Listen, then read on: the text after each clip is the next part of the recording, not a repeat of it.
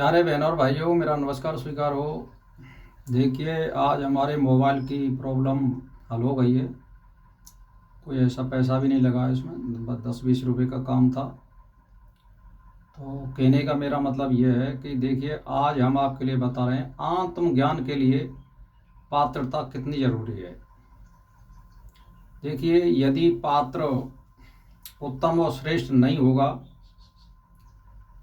तो वो शोभा को प्राप्त नहीं होगा। तो जैसे मान के चलिए, पात्रता होना परम आवश्यक है। पात्र अपात्र चाहे कितना भी तप, त्याग, योग, हठ, स्वाध्याय कर ले, लेकिन उसको आत्मज्ञान की प्राप्ति नहीं होगी। आत्मज्ञान के लिए पहली शर्त यह है कि परमात्मा में, उसकी सत्ता में विश्वास होना जरूरी है। दूसरी बात, उसमें सरलता होनी चाहिए, शांत स्वभाव होना चाहिए और समर्पण, भोगों के प्रति वैराग और ईश्वर के प्रति 24 घंटा समर्पण होना चाहिए। साथ ही संतोष, दया, अहिंसा, सरलता, नम्रता, करुणा, मैत्री भाव आदि गुण आवश्यक है। केवल क्रिया योग से अहंकार बढ़ता है कि मैं समय पर स्नान कर रहा हूँ, समय पर योग आसन कर रहा हूँ, प्राणायाम कर रहा हूँ, इससे नहीं बात बनेगी। यानी श्रद्धा और विश्वास होना चाहिए। सबसे बड़ी बात इसमें यह आती है, यानी श्रद्धा और विश्वास से आपका काम बनेगा। इसीलिए उसके साथ भक्ति का समन्वय, भक्ति का होना जरूरी है। ईश्वर की सत्ता में विश्वास से ही समर्पण संभव है। और जो आवश्यक शर्त है, इसमें स्थान एवं समय का भी प्रभाव है। स्थान भी स्वर्ण में एकांत और मन लगाने वाला होना चाहिए। विक्षेप नहीं होना चाहिए उस स्थान में, ज़्यादा आने जाने वाले वहाँ पर नहीं होने चाहिए। और उचित स्थान, अनुकूल समय में की गई साधना ही शीघ्र उपलब्धि देती है। उचित वातावरण, उचित गुरु का सानिध्य भी आवश्यक है। यदि मान के चलिए आपने सारी चीज कर ली, यदि आपके मार्गदर्शन में उचित गुरु नहीं है, जिसने आत्म साक्षात्कार कर लिया हो, जिसने ब्रह्म की प्राप्ति कर ली हो, या योग के सारे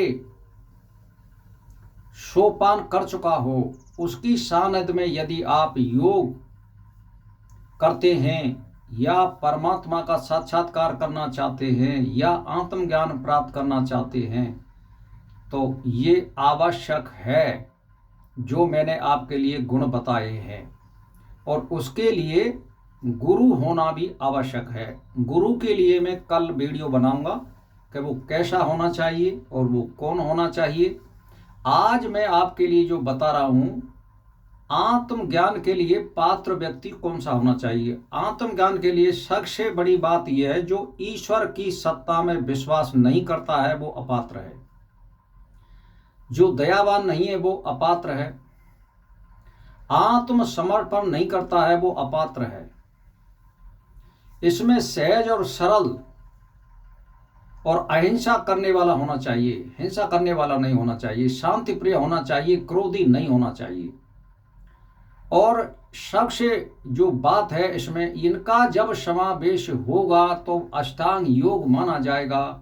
अष्टांग योग में ये सारे जो योग हैं ये फॉलो करने पड़ते हैं। और अष्टांग योग का जब तुम पालन कर रहे हो तो एज ये वेद में प्रवेश कर गए हो, यानी वेद के अनुकूल चलने वाले हो। वेद में जो क्रियाएं बताई हैं वो अष्टांग योग में भी है। अष्टांग योग में सत्य, अहिंसा, अस्त्य, अपग्रह, ब्रह्मचार्य, प्राणायाम, यम और नेम, ये सारी चीज आती हैं उसमें। तो वो सारे वेद के ही मार्ग पर चलाने के लिए आपको बाध्य कर देता है।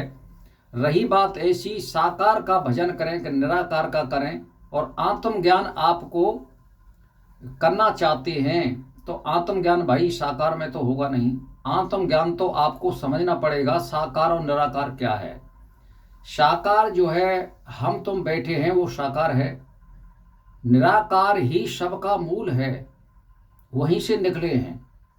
तो जब समझदारी आ जाएगी और जब आत्मज्ञान के करीब पहुंच जाओगे और तप और त्याग योग के द्वारा और ये सारी जो मैंने बात बताई है उनका सम्मिश्रण करते हुए यदि आप कुछ प्राप्त करना चाहते हैं तो आप आत्मज्ञान प्राप्त कर सकते हैं। लेकिन ये नहीं है कि इसको साधु संत ही कर सकते हैं, इसको कोई भी कर सकता है, बस केवल समझदारी चाहिए।